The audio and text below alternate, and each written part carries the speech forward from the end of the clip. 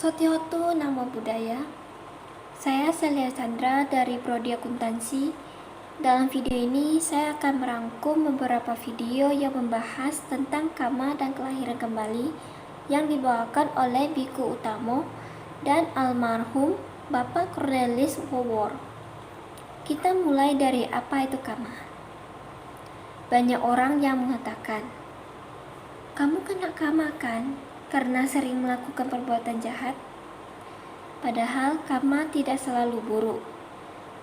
Karma atau karma dalam bahasa Sanskerta berasal dari kata kar yang berarti perbuatan. Karma disebabkan oleh 3 faktor utama, yaitu perbuatan, seperti perbuatan yang dikehendaki ataupun tanpa kehendak. Kemudian ucapan, seperti ucapan yang baik atau yang buruk, dan pikiran, seperti pikiran positif atau negatif. Sehingga karma dalam agama Buddha diartikan sebagai perbuatan yang dilakukan berdasarkan niat dari seseorang. Karma itu terdiri dari banyak macam. Misalnya, terkadang kita bisa terlahir di keluarga yang bahagia dan serba berkecukupan, itu berkat karma dari masa lampau. Karma ini merupakan karma yang melahirkan. Ada juga karma yang mendukung, seperti kita baik kepada teman-teman kita, maka kita akan mendapatkan banyak teman. Selain itu, ada juga karma yang mengurangi, seperti pada masa lalu kita sering menggosip atau juga menyakiti hati orang lain. Maka pada kehidupan ini, teman-teman yang kita dapatkan akan melakukan hal yang sama ke kita. Dan ada juga karma yang mematikan, yang menghilangkan karma baik yang telah dikumpulkan.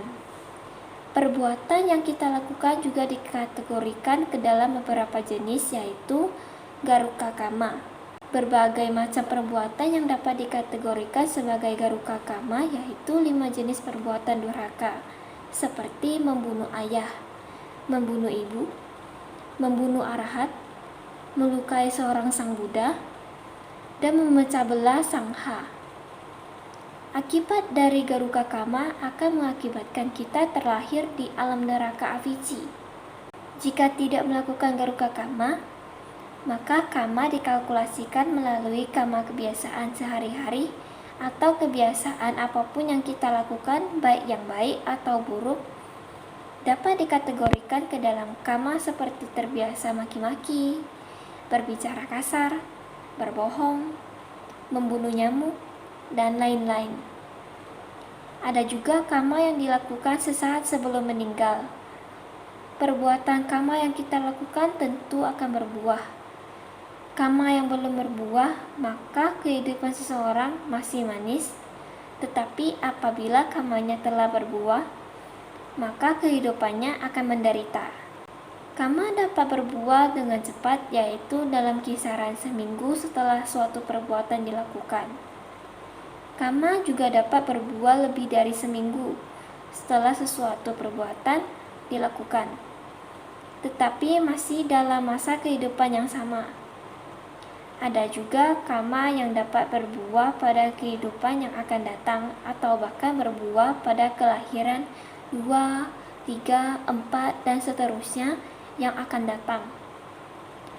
Juga terdapat karma yang tidak bisa berbuah pada kehidupan saat ini dan yang akan datang, karena jangka waktu berbuah dan kondisi pendukungnya sudah habis, yang bernama ahosi karma. Harus kendalikan pikiran, ucapan, dan juga badan jasmani kita, karena hal-hal tersebut merupakan sumber perbuatan karma kita dibuat.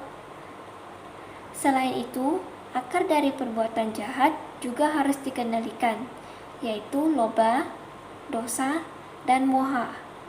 Dan tidak lupa untuk mengendalikan pikiran, ucapan, dan badan jasmani seiring dengan pengendalian 3 akar perbuatan jahat tersebut. Orang yang masih belum mendapatkan buah dari karmanya sendiri, maka ia akan merasa kehidupannya manis bagai buah. Apabila orang yang telah mendapatkan buah dari karma sendiri, maka akan merasa dunia itu pahit. Sehingga kelahiran kembali itu ada dan banyak orang yang dapat melihat kehidupan sebelumnya, baik punya diri sendiri ataupun orang lain. Nah, di Indonesia, orang seperti ini biasanya disebut sebagai orang indigo. Kita juga dapat mengetahui kehidupan masa lampau dengan melakukan meditasi pandangan terang atau vipassana bhavana. Sekian rangkuman singkat mengenai karma dan kelahiran kembali dari saya.